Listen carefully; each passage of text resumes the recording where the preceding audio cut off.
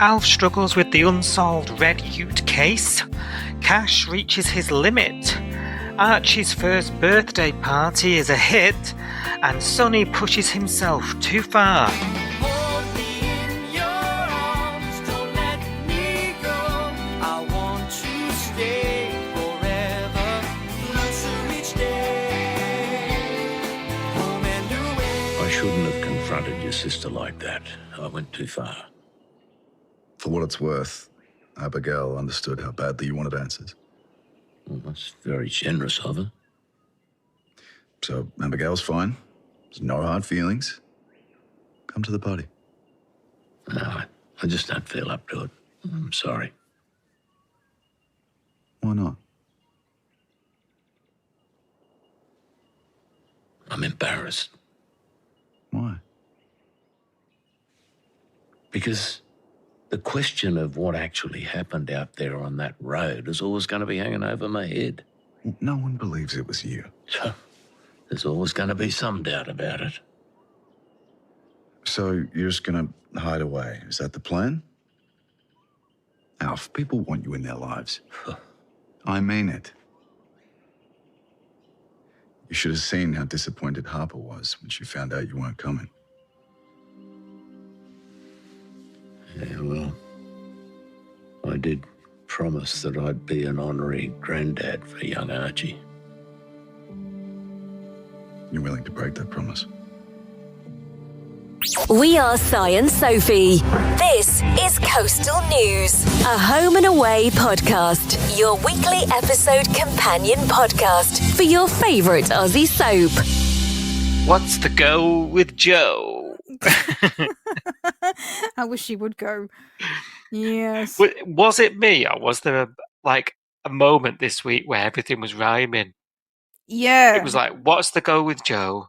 There was something else about Joe as well, wasn't it? Yeah, can't remember. Yeah. I was like, it's one of those, someone's had a bit of a competition with each other about, I bet you can't fit this into a script. Probably, yes. How are you? Are you all right? I'm all right, doll. How are you? I'm good, though. Did you have a nice jolly? I did. I did. Although it went by very quickly. Yes. In a flash. As they always do. But yes, it's nice to get out and about and do something once in a while. Yeah. See the world. Yeah. While you can. We're cheery, aren't we? Oh, we're so cheery. How was home and away this week? Right. Bit of a drag, if I'm honest. I don't know about you. Did you feel the same? It was a bit of a long week, wasn't it? Yeah. I've got to say. Yeah. Towards the end, there was some interesting stuff that I was engaged in. I've got to say, but early on, I was getting a bit exasperated at a couple of stuff, and it just sort of was going around in circles a bit, which was a bit, Yeah, I felt like we were having the same conversations a couple of times, and I was like, haven't we already had this conversation? I feel like, Yeah, it was a little bit treading water for a couple of days there, and we're not used to that on Home and Away. And I think when that happens, because look, all soaps, the amount of episodes that churn out, you've got filler, right? Yeah. But when it does happen, especially with what mad this year is, and all stuff going on, I think it sort of sticks out like a sore thumb, doesn't it? Yes. Yeah. I did end it thinking, if I missed a couple of episodes, because the recap told me everything I needed to know. Yes, yeah, that's true. Yeah, and I've got to be honest, there was two main storylines this week that I have no interest in, and that's babies and gyms. I'm just not interested at all. Yeah. So you wouldn't find me caught dead with the baby or in a gym. So yeah. Now, baby in a gym bag. No. Let's not scratch that itch. Let's not go there. Oh dear. But yes, I agree. I actually didn't mind the gym stuff. The Sonny stuff, I'm going to call it. But it was all the rota chat. It was all the Oh, I don't. Oh, yeah. You go and do the delivery, and I'll go and get the towels, and I was just like, I don't care. I literally couldn't give a shit. I'm not doing it for him. He dumped my sister. Yeah, and like, oh, you go and like phone the trainer. I was like, I don't care about the trainer. I'm sorry. I don't care. Yeah. You heard it here first. Well, did you too come to a podcast to listen to someone say they don't care about what the podcast is about? You're in the right place. I care about home and away. I just rosters and Jim's schedules and rotors. Rota chat went on for a bit too long for me. I'm sorry. Yeah. Yeah. Yeah, I'm just messing you. Just messing with you. Should we talk about it? Should we get through it? Go on then. It's just going to be one of them apps. I can feel it. Alf's having a chat to Abs at the top of the week. He wants to get to the bottom about what's happened. He's out of the cop shop, isn't he? And he wants to speak to her. He's a bit stressed about her lack of recollection, shall we call it? Because he follows her into work, doesn't he? And he's like pressing her. He's like, "This is my life, I need to know what's going on." And she's... I was a bit I sat up straight a bit because I was a bit like, she almost looks scared of him. And I thought, did I read her reaction wrong? But I was thinking she's sort of almost giving off fearful. I know he was like going on at her. He's quite scary when he's angry, though. Let's be honest. And if you're not used to seeing it, like, I don't think she interacts with him that much. And when she does, he's not yelling at her normally. That's true. Yeah.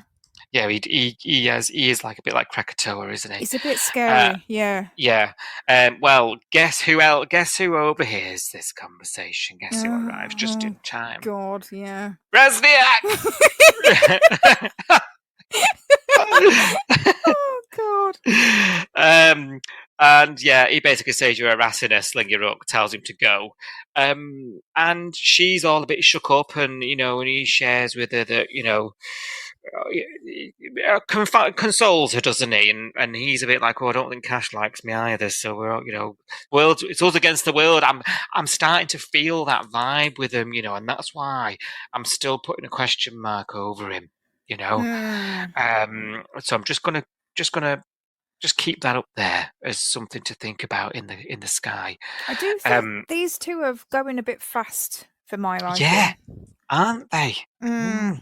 Like it's she's calling him boyfriend, which is okay. Like, they are dating, so that's fine. But I do feel like the oh, you're so awesome. No, you're so awesome. You don't even know each other. You don't even know anything about each other yet. Like, I know the postman better than you know each other, and I don't get it, really. And he only comes once a week these days. Well, yeah, and if that, I usually get it. It's round by the gate, a little note through the door. So I thought you were going to say round the back. That it would have been an amazing joke. No, I usually get a little red card going, "It's by the gate," because I'm usually on a Teams meeting when he turns up, and I'm like, "Oh, I'm not answering that. I'm halfway through a sentence." He knows he can leave it, so just get. Oh, why am I talking about my postman anyway? But I know my postman better than them two know each other. Like, they've not even had the chat about what favourite colour they have. No, yeah, exactly. Not even got to that yet. At the not even got room. To the colour of the sky at night. When it goes that dusky purple colour.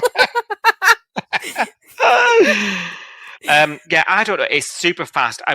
Initially, you remember the other week we were saying like, oh, it might be his, lack of experience, and he's falling fast.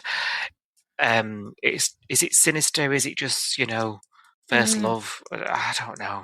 Don't really care at this stage. Yeah. What I do know is he's upset Mr. Stewart, and I've got to say, I've felt for him now, and I was really, really sort of affected by this, because after he's told to sling her up, he then feels dreadful for upsetting Abs, and then he feels bad about that, and he's just like, oh, good Lord, it never ends, does it, with Alf, No. And he's starting to, and he says, doesn't he, like, he's starting to doubt himself now, You know, like, did he do it? Am I losing my marbles, as he puts it? He's really, really upset about what's happened with this and the running afterwards. And he does speak to Sarge, doesn't he? Put me out of misery, you know, basically tell me what's happening, get on with it, let's just get this done with, basically. Very, very, he's alfed it, hasn't he? And he doesn't know how he can hit someone and not know about it, but, you know, neither can we, Alf lad. Neither can we. Everything seems to be hanging on this car forensic, doesn't it, that we're having to wait for? And it puts Alf into this bit of limbo. And when the report finally comes through, he's cleared. Sarge is elated. He goes to tell him personally, but Alf's still downbeat about it. And honestly, I can only imagine what this was doing to you as Alf's number one fan, Soph. Because I was affected. It's horrible to watch it because it's that self-doubt. It's that whole...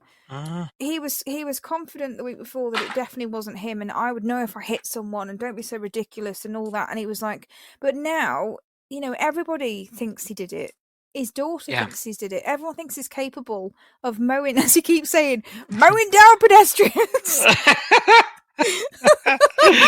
he keeps saying this and I keep cracking up. I know it's not funny, but like his vernacular it just cracks me up. I've not been out mowing down pedestrians, if that's what you think. But you know, it's that bit where you start to question yourself, and then it's almost like you're gaslighting yourself because you're kind of going, well, maybe I have forgotten, or maybe I did it and I don't remember, or maybe this, maybe that, maybe the other, and you know you didn't, like, you know you would remember, but because everyone else doesn't believe you, and because like you're being treated really poorly, like everyone, because it's his pride, isn't it? Everyone in the bay knows that he's been arrested. A whole bunch of people were gawping and getting into the back of the police car the week before. This Brezniak guy is going around town telling everybody he did it, you know, without even having any evidence or anything pointing towards him doing it. If a policeman is going around town saying, oh, he's guilty, that's going to stick. Yeah. So yeah. He just looks so broken this week, Mr. Stewart. It was horrible to watch. It was heartbreaking, and it shows that Alf can still do it. You know, he's still got that hold on us. You know, and he can get that emotional stuff out of us. Yeah. Despite, you know, we've been in this before. Alf's been in trouble with the police many times before. But we can still sort of be moved by it. And I think you're right. What is poignant about this is that he's more moved by everybody else, not by what he's been accused by. That's all been anger and going mad. What does upset him is how people see him. You know, and he really holds people's opinions of him in high regard. He's looked up, he's well respected, isn't he? He's the god of the bay, you know.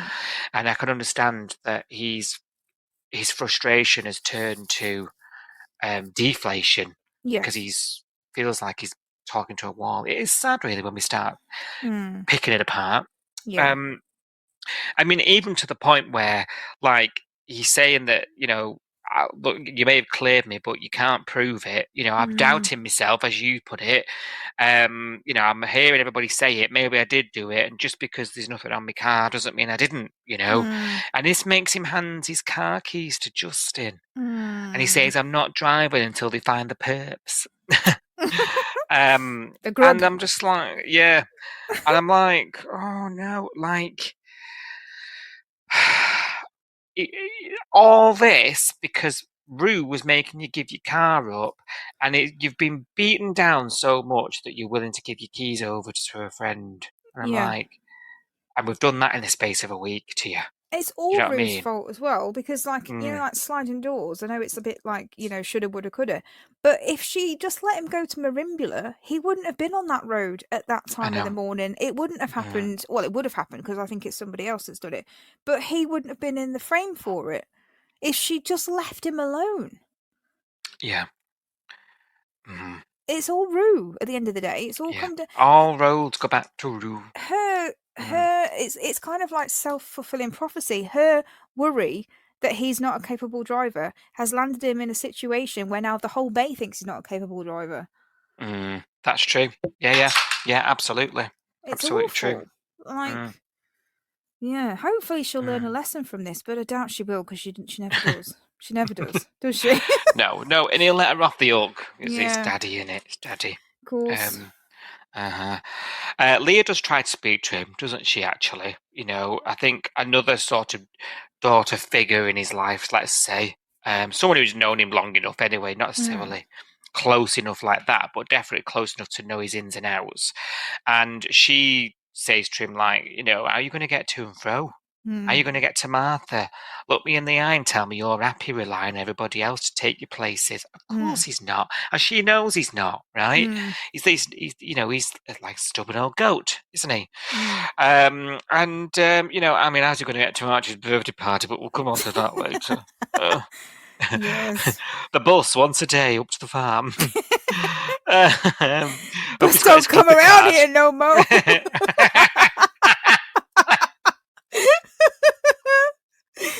Oh God, does that bus still run? Actually, we did see the bus stop last year. We got very excited about it because we saw it for the first time on screen.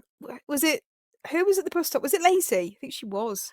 It was, yeah, I think it might have been. And Leah talked her out of running away again, didn't she? Yeah, that was it. Funny times. Funny times. Yeah, basically he's embarrassed, isn't he? Basically. Now let's talk about this party's happening, isn't it? Because it sort of links in with Alf. And it's up at the farm, Archie's birthday party. Everyone's invited. Alf doesn't want to go, does he? And Harper, which took me by surprise, wanted him there more than anything, really. Surrogate grandfather. I was a bit blindsided by this closeness. They did have a chat. There was a chat in the diner where Harper was in there fobbing the baby off on Marilyn, as she tends to do. Standard. You know? Yeah, can you just take Archie for now while I go and have a cocktail or whatever it is that the mum of the year needs to go and do. But then she had that chat with Alf, and she was feeling a bit down on herself. And she said something like, "I did all this because I just wanted a grandparent for Archie, and now he's not got one because, you know, he's not got any on my side, and Tane's side of the family is all dead, and what have you." And he did make a flippant comment, and he did say something like, "Well, I'll be the surrogate granddad, you know, and I'm happy to." And it was a very throwaway line, but she seems to have taken it very literally. And like you say, it's like, now it's like, well, he's his granddad. Like, he has to be at his party. It's a bit odd, isn't it? Is it just me? It's a bit weird, I'll be honest. I was a bit like, why does everything hinge on Alf being there, you know? Yeah. To the point where Levi leaves and goes to get him and sort of sits and has this chat. I tell you what, I was so distracted during these scenes where Levi arrives at SBH. And he's sort of sitting around, and you can just sort of see the actor, Tristan, just sort of looking around the set like, oh my God, I'm on this set. I'd noticed that. Did anybody else clock it? Did you not clock it? Didn't clock it, no, but I will go back and have a look. He sort of comes around the couch, and he sort of sits on the couch, and he sort of just like a glance around. No way. You're thinking that, and I interpreted it as like him being like, oh my God, I'm doing a scene with Alf in the house.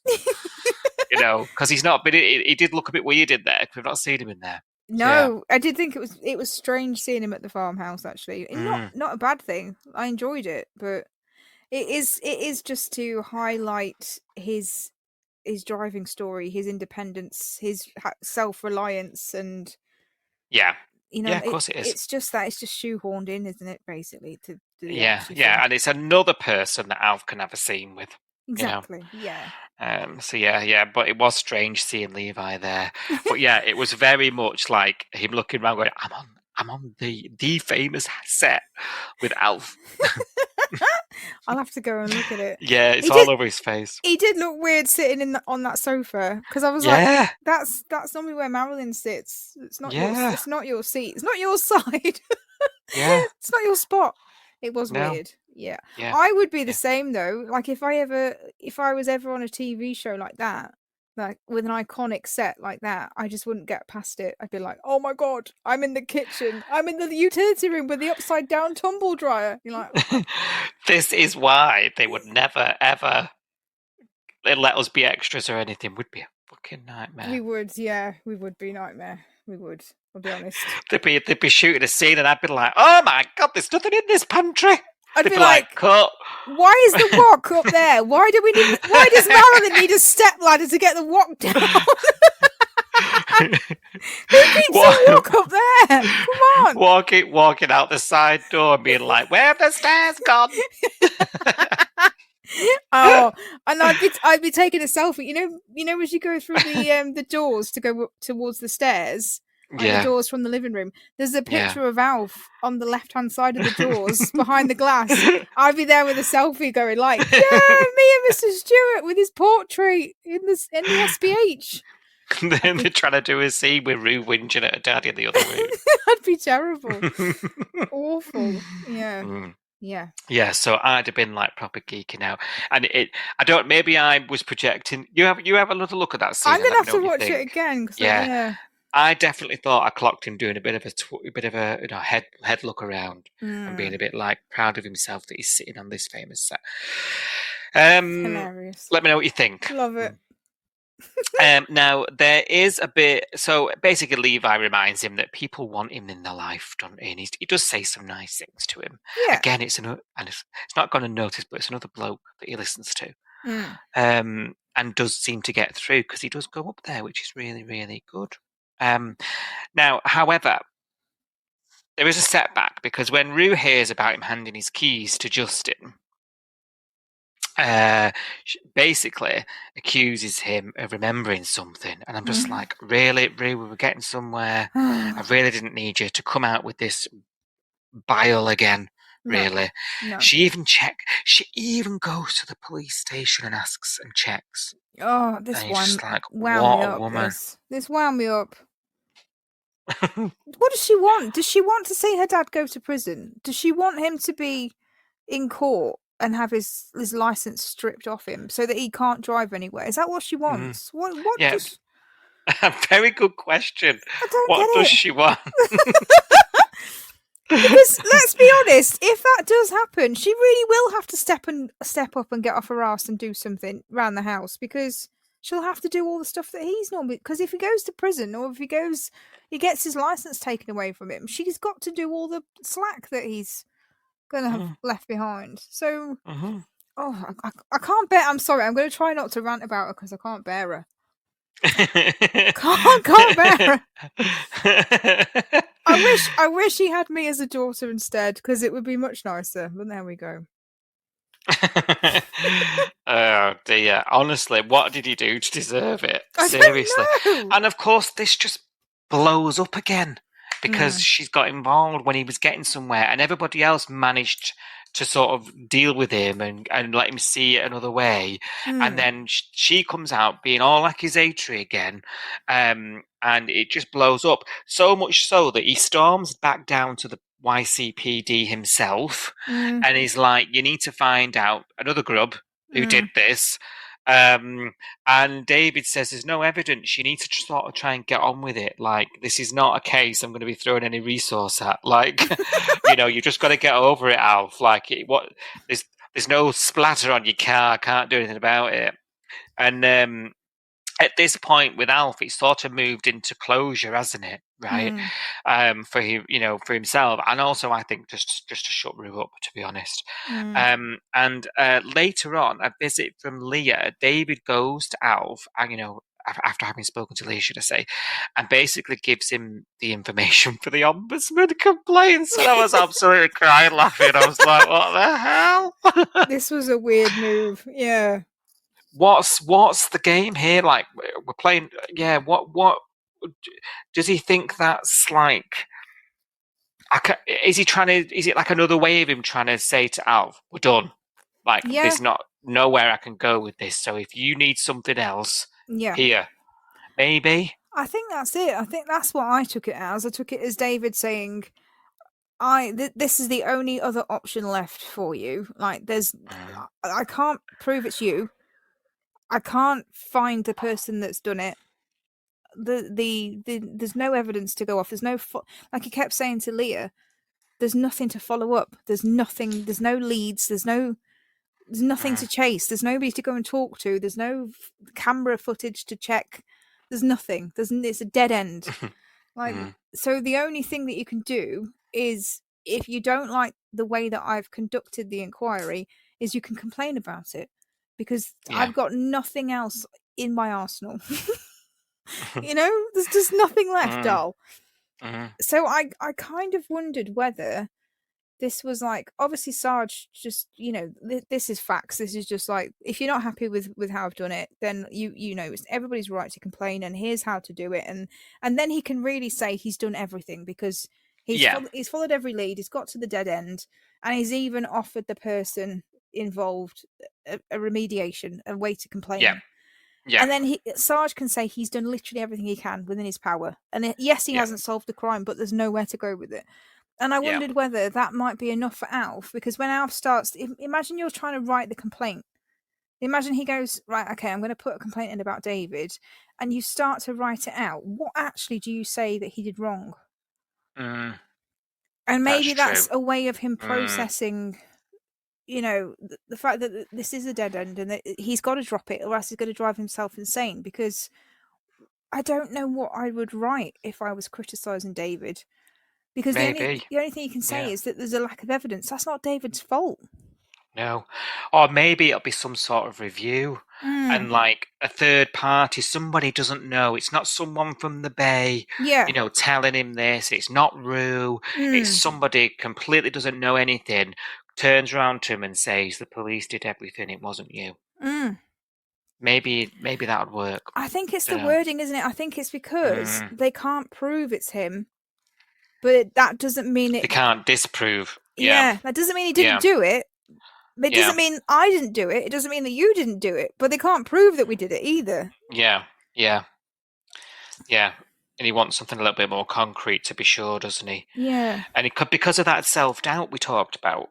Yeah. He's had this doubt planted that maybe he's going a bit daft, and he did do it, and he did forget, and it is possible he could have hit her, and I don't know. I think he's going to take the fall for this, but I do keep coming back to, I don't think he has done it, and I think that, but then I'm like, who has? Yeah. And is that linked to something else? Yeah.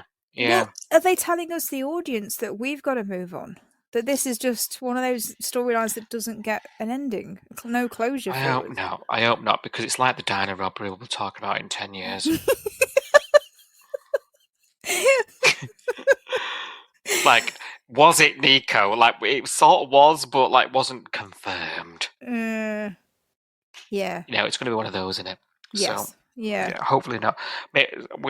Let's get the ombudsman in. Sort everything out. Because I tell you what, if there's no solution to this, I'll go to Ofcom myself at this rate. Points of view. One was not amused with the treatment of Mr. Stewart. Oh dear. 25 years, Mother and I have been coming to this bay. Never been so insulted in my life. Never been so shouted. So yeah, we'll see what happens. Oh dear. Right, Eden has set up a lunch date with them, her, Cash, Abs and Richie this week. And I want to touch on this a little bit, because we were talking, I think it was last week, about Cash's treatment of Richie, and I think this was really, really rude. And I got to the point where I don't know what I can't defend Cash here. I found it hilarious. Go on, tell me what you think. Well, as Cash lover, you would, but you got to call them out when they're doing something wrong. I did it with Marley. I know you did. Yeah. Now it was very awkward anyway, because Cash doesn't want to be there. The thing is, we know Richie he's self-aware enough to know that he's not liked, because he's already bumped into Cash running, didn't he? And was like, "You don't like me much." And he's mentioned a few things to Abby about him not liking him. So we know he's self-aware enough that he's picking up the cues at work, right? Yeah. He knows he's not liked in that way. So he's at this dinner. It's all awkward, and I think there's a genuine attempt from Richie and Abs to sort of meet him halfway a bit, and he's just completely closed to it, isn't he? And he was really, really, when he laughed at his reasons he wanted to be a cop, he just burst out laughing. And I'm thinking, this is a young, impressionable person at the start of their career, and things like that stay with you. And I think I took this very seriously, clearly, judging back because I can hear myself talking about it now. But to the point where Cash runs to work and tells Sarge he's going to headbutt him. I found that hilarious. I have a genuine concern that I'm going to headbutt him. I did laugh out loud. I know what you mean. I did cringe when Bresniak, or whatever his name is, Richie. Bresniak, when he explained that his mum likes Die Hard and that's why he's a cop. I was like, I was cringing. And when Cash laughed, I was like, oh God, now I'm cringing even harder. Like, the whole thing was just awkward and horrible. But on the other hand, I do think this was awful because I actually genuinely feel bad for Cash. Now, I'm one of these people, I don't like to get too pally with my colleagues because I like to separate work and home. And I don't get close to my colleagues, and I don't care if they like me as long as they think I'm doing my job okay. I don't go there to be liked. I don't go there to make friends. I've got friends outside of work. I don't need that. And I like to draw a line of separation. But for Cash, his newbie colleague is dating his sister-in-law. It's already crossing into his work, outside of work life. You know what I mean? His home life. And then the newbie colleague is in his house. He's been invited his wife's for dinner. Cooking roasting a chicken over lunchtime for I him. would be really if my partner invited the new guy from work to my house, I would be really uncomfortable and not very happy, I'll be honest. Because I'd be like, no, we're colleagues, we're not friends. I know, but I think in the moment you'd be polite. I would be polite. And I don't think Cash was polite. He wasn't. I would be polite. I would be silently fuming, but I would be polite on the surface. Because you have to, because I don't like conflicts at the end of the day, but then I'm not a copper, so maybe that's because I'm not dealing with conflict. I'm not dealing with angry people all the time, but I just it made me uncomfortable because I do think you do have a right to switch off, go home, and not be. There's no obligation to be friends with your colleagues or to like them. And you can respect people without liking them. You can respect that they do a good job without actually liking them. I think. No, I agree. And I think professional boundaries are good for mental health as well. I think sometimes you can take a lot out. I think work bleeds into your personal life if you do have friends. You see, I am a little bit like, I think for me, I'm a social person. Yeah. And I am a people person. So for me, having a social aspect to work is actually quite important. I'm quite the opposite to you in that respect. So if I was new, I wouldn't be behaving like Bresniak. Anyway, no, I would. Who would? I would. It'd take me a year to speak to Cash, let alone like. It's the whole Gen Z mentality, though, isn't it? Like, Bresniak is a proper Gen Z, isn't he? I know. Yeah, but if I don't have like friends to talk with at work and things, that is a bit of a thing for me. Like, in terms of, I do need something else from it, and it helps me get through, and that's what I like to do because I'm people and I like to chat crap. But like, I've got enough crap to talk to. I know, but I do understand what you're saying though, in the sense that it's not everybody's the same, and you have to respect that people are different, don't you? Yeah. I just think there's a way and means of going about it. And actually, at this day and age, you've got to be careful about workplace bullying and God knows what. You have. And when you look at when we look at the relationship between Mr. Stewart and JP, when you're talking about people treating other people badly, and yes, Cash treated him pretty poorly, but I think Mr. Stewart's treatment of JP this week was horrendous. Yeah. And it got to the point where JP was even like, thank God we don't have a HR department because you can't talk to people like this. Wow, and I was like, well, yeah, that is a work situation that's horrific, actually. And I love Mr. Stewart and I love John, but that was horrible to watch Mr. Stewart absolutely launch into him every 5 minutes. It was hideous. I completely agree. Again, another example of sort of John not really deserving it. No. And you can sort of draw some parallels here. You can.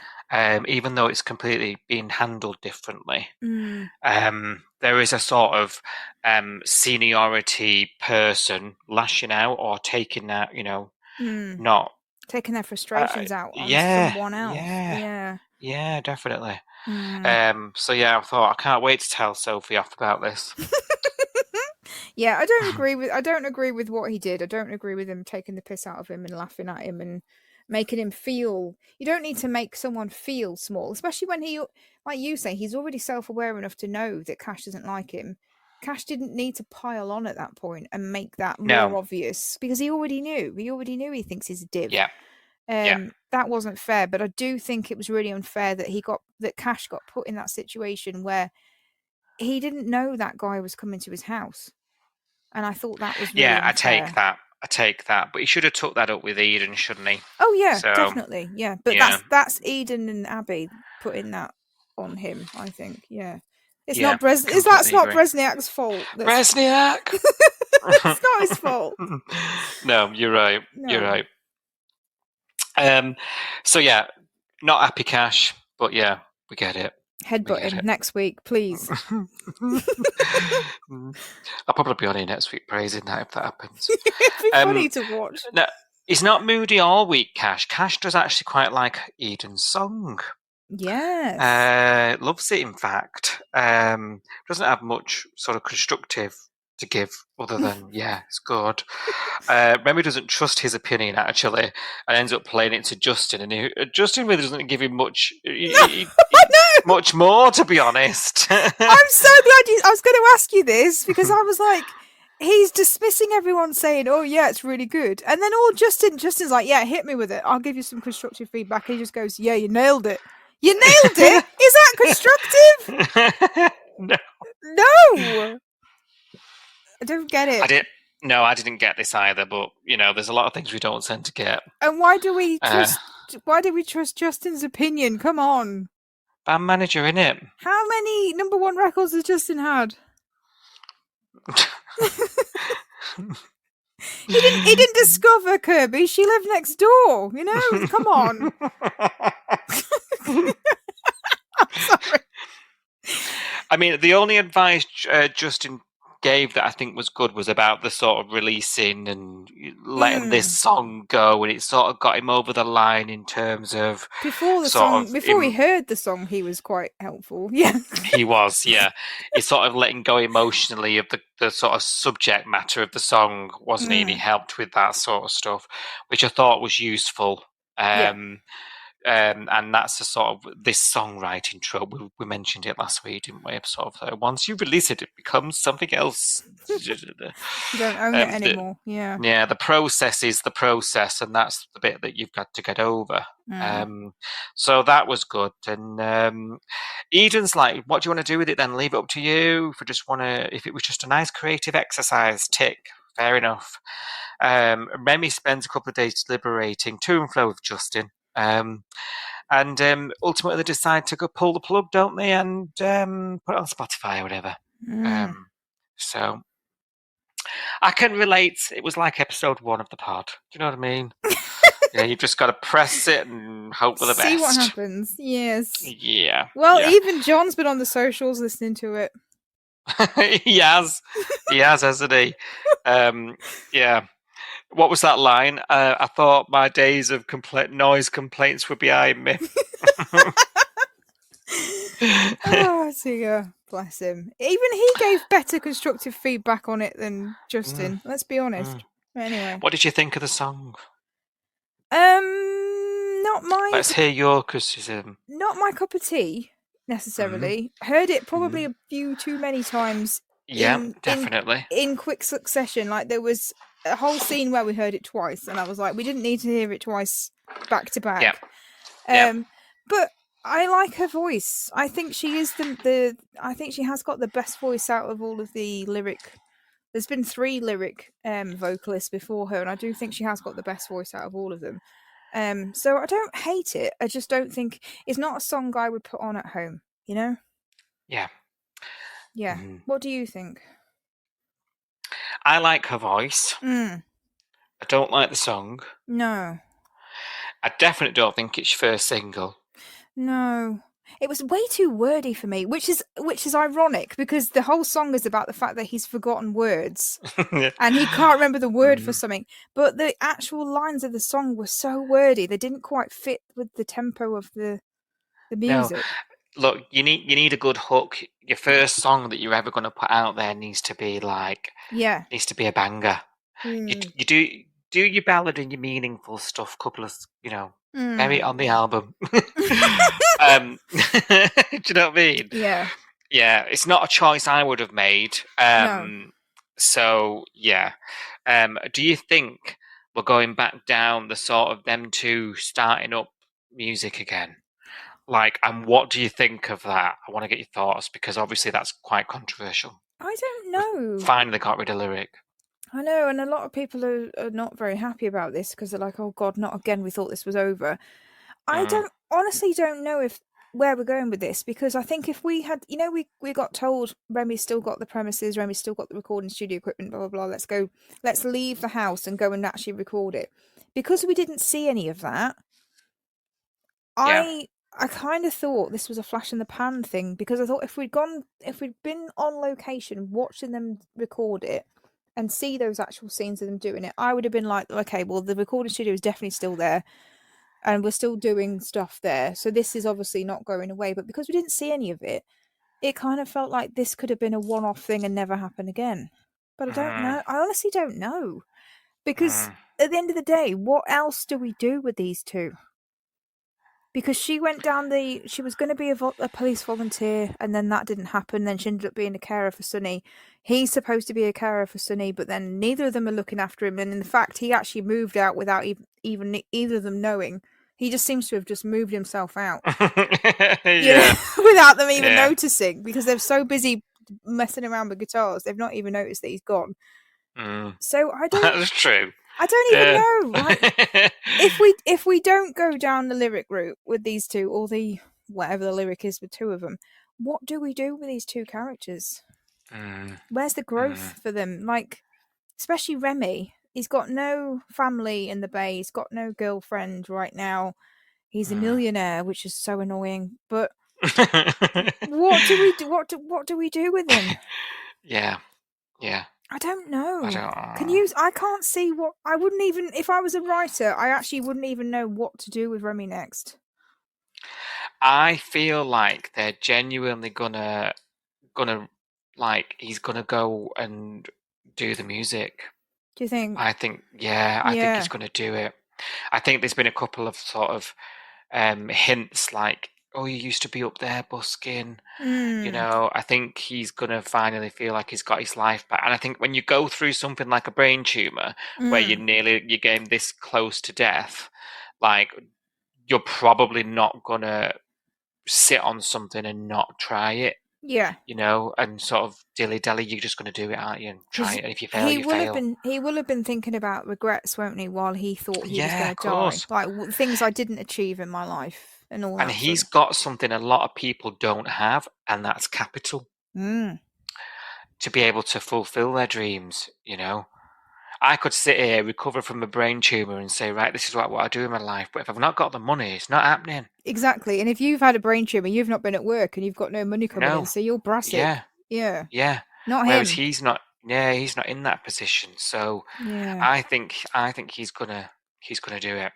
I do. What do you think about the fact that we're told the studio's there, but we've not seen it though? Like weird. I actually thought it was gone and sold. Yeah, sure I did. That was explained.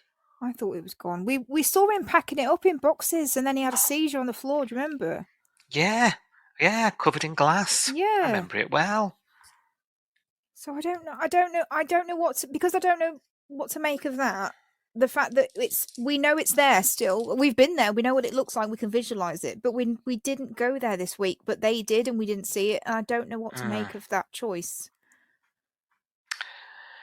Yeah, and whether because we're not going there, it's probably not a thing. Yeah, like if they'd gone to the studio and we'd seen it, I'd have been like, right, this is happening. Like we're back, but because it's all off screen again, I was like, well, we can pick up and put this down whenever we want if we're not going to actually see it. That's true. I don't know. I don't feel like I tell you what I don't see, though. I don't see Eden doing this. I don't know why. Even though she's the one, she's very talented. I mean, he's talented as well, but, like, she's clearly got a good songwriting talent and, she sounds good. Like, I don't know why. I just can't vision it. He doesn't write lyrics, though, does he? He seems to be the person that turns Producing. up to Yeah, he's a producer, and he seems to be good at turning up in like the jams and the rehearsals. I don't see him penning a song and writing a song and singing a song, not like she does. Like he needs her. If he's going to be the one pushing a music career, he either needs her or he needs somebody else to be the forefront of whatever it is, the act. Marvelon, whatever her name was. Yes. That's not. So watch this space, eh? Watch this space. Hey now, Tane is out of hospital just in time for a truckload of fairy bread at his own kids' party, which we touched upon earlier, but we'll go into a bit more depth. Harper was hoping he'd be out in time. He is. Cake's been done by Leah. Everyone's rallying. Everyone's going there. We mentioned that Al finally gets there. A bit touch and go, but he gets there. And of course, not only is he out of hospital, but Mac wants him at her house. And of course, not only is this party happening, but Mac wants it at her house. And of course, that was all I got. Yes. Mac wants him, full stop. She does. And she's honestly, I'm so done with her being at the center of this now. I'm like, oh my God, I don't know. I don't know if I can do this. No. Like, I think I texted you. She's one of my favorites. I got to the point where I paused it and texted you because I was like, I can't be doing with it anymore. I think you said I can't watch another episode of this. I can't. I'm like, oh, why is she so? I think the first straw with Mac for me this week was when she was in the hospital before we got discharged, and Joe had explained that she'd left the room and she's going to go get some air, and she was like, why, what happened? And she goes, he just broke up with me. And she was like, oh, I'll go and talk to him. And I was like, no. First of all, the guy's he's been in sedation. He's been in a coma for God knows how long, and they've just brought him round. Like he's only been awake half an hour. So maybe give him a minute, like, before you go in there. And also, why do you feel like you've got the power to talk him round from making a choice about his relationship? Like, she's even doing it at the party. She is. She's on constantly about this. You're not missing somebody. No, leave me alone. I don't understand it. Why does she feel like she's the architect of his life? It don't make sense to me. It is driving me potty. Like, I'm getting violent now. she's really winding me up. And I remember, obviously we do the tweets along. We watch the episodes at 6:30. We jump on X and we talk to people. And I've seen for years on the hashtag Home and Away UK hashtag a lot of people not being a fan of Mac, which has always baffled me. Up until recently, this has baffled me because I've always been like, I think she's great. I think she's independent woman. She's got a, a head on her shoulders. She knows what she wants. And now the things that I used to praise her for are driving me insane because I'm like, she's so... I don't know what the word is, but she's just... There's something in her that's changed recently that I really don't like. I don't like the way that she's being portrayed at the moment, and I feel like she's so arrogant and so controlling, and she feels like she knows the right way to do everything and everyone else is wrong, and she yells at everybody that makes a mistake. And yet when she makes a mistake, she yells at everyone else when she makes a mistake as well. She can't accept criticism, and she nitpicks people, and she thinks that she can... I'll go and talk to them, I'll change their mind. Like, I'll make them do what I want. And it's, what I mean? We say to, like, we have this running joke, don't we, on the pod where we go, Tane gets what Tane wants. And it's starting to feel like Mac gets what Mac wants. Because every time she kicks off, and I think, oh, she's been unreasonable, like Levi needs to step up here and defend himself, or, explain to her why she's being unreasonable. And he backs down. And I'm like, Mac gets what Mac wants, even when she's been unreasonable. Yeah. Yeah, Levi's driving me just as mad, I've got to say. Yeah. Because of his, lack of action. No, do you know what? I hear what you're saying, and yeah, I've got no notes. Literally, everything you have just outlined is everything I'm feeling too. I actually read something really interesting from another viewer online during the week, and they were trying to... same sort of conversation, trying to make reason of Mac's change of character, right? And this is sort of a bit of a hot topic out there on the forums, and everyone is watching at UK pace. And this post, I can't remember the name now. I'm really, really sorry. I really should get better at sort of acknowledging whose words these are. But somebody said basically that they thought they saw the turn in her through her fertility struggles, and think that is now fundamentally meant that she is, when you talk about character growth and their arc and everything, she's now a completely different character. Like, that stuff changes you.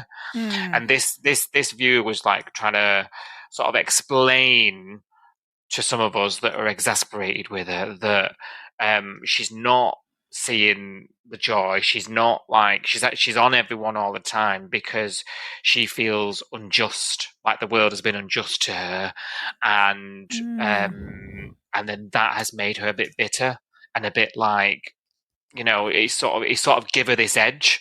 And this person was saying that they thought it was a deliberate sort of character trait that has been sort of woven in as a result of her experience recently. That's interesting. I don't know. I can totally see the justification for that. I can totally see why that would change somebody and why that would make you feel a bit more bitter. But I don't feel like that's what I'm seeing. I don't feel like I'm seeing bitterness. I feel like I'm seeing a petulant, arrogant... interfering. It's almost like what's the Willy Wonka girl that I want it now, I want this, I want that. That's what I see her as, being like this. Well, I don't... she's having a brat summer. It is, it's bratty. It's not bitter to me, it's just bratty, and it's annoying. Yeah, I feel the same, and it's interesting because I wanted to put that to you when I saw it, and I thought, that's interesting. I'll see what Sophie thinks of it, because I am exactly the same as you. I am not joining those together. No. Like, all three... I mean, I was... when she was lashing out at Levi and chucking him out and running off to Dean's, and that I was linking. Yes. Like, that behaviour. Yeah. And maybe I do tend to look at things a little simplistically sometimes, and you do have to sort of explain things to me. But like, I'm just not seeing it here. I am just seeing, but there has been a shift that she never used to be like this. She used to be a lot more. She has become unlikable through stuff like this. Yeah. And I don't know why. This closeness with Tane, for me, is what is doing it. Yeah. Right? for some reason, we now have to believe that they are like inseparable bosom buddies. And that is something that I've never seen or bought into before this. No. And that is why the pill hath difficult to swallow when it comes to this stuff. I also think it's one-sided, because she's walking around town and going, he's my best friend. My best friend's dying. But I don't see him walking around town and saying, Mac's my best friend. No, that's true. I don't think that. I think her feelings for him seem to be way stronger. I mean, I don't think he's got very strong feelings for anything really, apart from his baby, to be honest, and the gym. But to be honest with you, if I was in charge of this, I would actually try and put in something romantic, like her making a pass or something, because then at least we can explain it. Yeah. Do you know, like, then at least we can all be like, right, well, she's pining for this fella, she wants what she can't have, blah, blah, blah, you know, like, we can sort of explain why she's so involved. At least a conversation where it's them two at night and no one else is there, and she goes something like, imagine what our lives would be like if we'd got together, you know, like that. Yeah. You know, and then he kind of laughs it off like, yeah, that would never happen. And then it kind of draws a line under it, like he's not pining for her. I don't see it the other way around. I don't see him. He doesn't look at Mac the same way that she looks at him, like he's like, you know, this amazing godlike thing that's. Yeah, I mean, she put her whole family on the line. I know. Like she really stuck her neck out to like hide him, get involved in all this. Levi was kicked off about it. Yeah. Like, I just don't see him doing it. I don't think he would do it. I just like what. No. And even when he came to in the hospital, and she's all there like, oh my God, it's so good to see you, and he's just like, yeah, hi. I was like, this guy doesn't give a rat's ass about you. Why do you care so much? And then she's like, oh, will you be my baby's godfather? Like, we've had this conversation about, you know, me and Levi have had this conversation about you being the godfather. And he's just like, yeah, okay. Like, he doesn't seem arsed about her at all to me. But from her side, she's like, oh, he's my best friend. Oh, my best friend, my best friend, my best. It's embarrassing to me. Yeah. Yeah, no, agreed. And then, of course, she's the big night. It's the Mac show, you know, this birthday party for Archie. Yeah. And all I can think of watching it, I mean, it was a lovely day, I must say. And I do like it when we have a lot of cast together and there's a community feel. And Sonny the cripple is having to assemble a trike on his own with no help. Oh my God. And we're all just sitting watching him. And can I just say, before he even hurt himself, I was thinking, there's no way as a woman of a certain age, I could sit on the grass for that long. And my legs and my back would be absolutely paralysed myself. I know, but I just love it how they're all sitting there eating cake and playing pinata while he was the one putting this track together. And he's sat on the hard ground with a back injury. I was like, what are you doing? I was like, why doesn't the Hulk Tane, whatever. What did Daly used to call him? Yeah, but he's been tasered. Demigod. He's tasered. He's out of action as well. It should have been Levi. So he can't stick some wheels on a bike. Well, I don't think he can sit on the ground either. If I'd sat on the ground for 2 hours putting that bike together, I wouldn't have walked for 4 days after that. Last Christmas, I sat on the floor to wrap some presents, and I couldn't get up after 2 hours. Well, we all know what my back's like. We'll leave that because we don't want to discuss your Wow. What happened in Spain? What happened in Spain? Yeah, but also it happened again at home. Something much cleaner. I was just loading the dishwasher and it ended up in hospital. Ow! Mm-hmm. No, it's not funny, is it? I did a grey on EastEnders. And yet you haven't been in a wheelchair, and yet you know not to sit on the ground for 2 hours. Yeah. No, I'd have hired a man with a tool to do that. I bet you would. Yes. I'd have been on the old Facebook. I wondered what you were going to say. Okay, Facebook, right? Okay, not the app I was thinking of, but there we go. I just thought it was funny how they were all just sitting a meter away and not helping him. It was ridiculous. The whole scene, and she kept saying, "Should I get the wheelchair out of the car?" And I was like, "Yes." Well, yeah, she shouldn't have asked him. She should have just done it. And I think if it was there, he'd have sat in it. Yeah. I think that was a bit daft. He was trying to prove to himself, wasn't he? Prove a point. He wasn't letting her help him. I think she ought to really, but I can't really pin it on her. No. And of course, he's overdone it, hasn't he? You can't get out of the blinking car when they get home. He's overdone it. This is a step back, and then. For some reason, he takes that then as I must go to the gym and go mad. And I'm thinking, have you learnt nothing? He sees it as sort of building strength, and the more he does, but like 0 to 100 when you've. Let's face it, as far as we know, he's done a couple of physiotherapy sessions, and that's it. And a few massages from Dana, That's yeah. And now, he's taking no advice, is he? Like, he's not. He's going out for leather. We're entering a sort of. I think it's going to be interesting if what I think is going to happen. I think it's going to be one of these sort of male storylines where it's like male mental health and that association with the body and the exercise and the overdoing it and pushing yourself to limits, and he's going to I think we're going to go down this sort of he wants to get better so bad that it's going to consume him.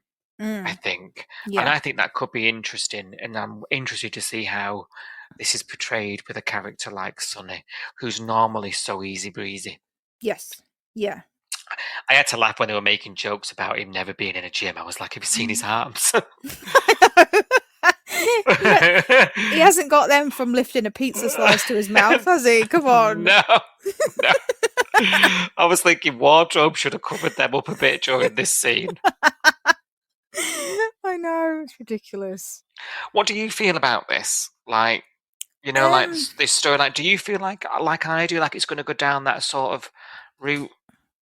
I think so. It's either going to go down that route of like you say, he's going to be so focused and so fixated on hyper, yeah. Or it's going to be cut really short because actually he's going to set himself back because he's going to injure himself. Oh, yeah. And then we're going to go back 2 steps, and then it's going to go down the mental health route because it's going to be, I pushed myself too much, and now I'm back in the wheelchair. I'm not even on the crutches now because I've injured myself or whatever it is, and having to get back to where he was, like having to get. I don't know. I would hate that if I'm honest. I'd hate to go backwards. Yeah, because I think we didn't like him like that, did we? We thought he was a bit of a knob. And understandably, I can understand. Yeah. But it's not nice to watch, is it? That's the problem. It's not an enjoyable storyline for a viewer, is it? Even though it's relatable, like there'll be people out there that are watching this and going, "Yeah, this is relatable. It reminds me of when I went through a similar situation." But to watch somebody suffer, it's not nice, is it? Especially a character that you like. Yeah, definitely. And you're invested in, and you want them to do well, and you want them to succeed. Yeah. You want them to be the best, don't you? When you get behind a character. Yeah. And he is one of those, right? You can't not like Sonny in that regard. Like you can't not root for him, I suppose. You can't always agree with the way he handles things, and that's like every character. Yeah. But you do root for him, don't you? You want the best for him. You definitely root for him and Dana. But there's a bit of sort of desperation here, and that I think is gonna, whichever way it goes, the consequences are going to be quite catastrophic, I think. But I think of all the characters you could do this with, mess him up a bit. Like, and Ryan's capable. Ryan is really good. He's doing a cracking job. And I think what he proves is whatever you sort of throw at Sonny, he can do it. Yeah. And he's the jokey one, I think he does really well. I think his comedy time is perfect. But when you have characters like that, it doesn't always work in the drama stuff and the emotional stuff. But I think he's good. He is really good, and you can tell he's good because he has the heart-to-hearts with people like Mr. Stewart and John, and he holds his own in those scenes. Yeah, and it's not like a rookie actor and the legend of Al Stewart. He holds his own. He's just as good. It's compelling to watch. It's believable. I think, like you say, I think he's done really well.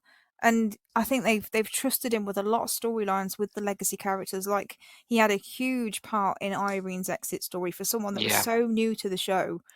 And they trusted him with that, and I think he pulled that off really well. And I think all the scenes we've had recently with John and Alf and everyone else, he's just proven that he's so versatile, actually. And it's not. I think it's not like it's not like a stark. I don't feel like, even though he only joined at the end of last year, I don't feel like he's only been here for 6 months. It feels like he's been here for much longer. Yeah, you know what? I was going to say that myself. He feels like part of the furniture, doesn't he? Yeah. It is mad. I actually can't really remember what Dana did before him. No, that's true. Probably just Harper stuff, which we probably weren't that interested in, to be honest, were we? Yeah, I just know I loved her. I can't remember why. Yeah.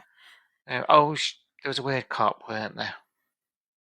Yeah. Bit of syringing. They've had some mad storylines, haven't they? The two sisters. But I think she's come into her own with him, and you know, I think they just work. They just bounce off each other, and the physical comedy between them and the empathy between them when they're doing like a sad scene or like a, like when they were in bed together and he went to bed early, didn't he? Because he was broken and he was knackered. And then she came in a bit later, and there wasn't much said, but like she just climbed into bed and put her head on his shoulder and said, like, you're gonna have to have some help. Like, I'm gonna have to take the day off and look after you. I'm sorry, but it's gonna happen. And there was like an unspoken kind of, I guess that's what we're doing then. Yeah. And that was really well played out as well. I thought those scenes are really good. So they do work. I think we're really lucky with the cast we've got right now. Yeah. We really are.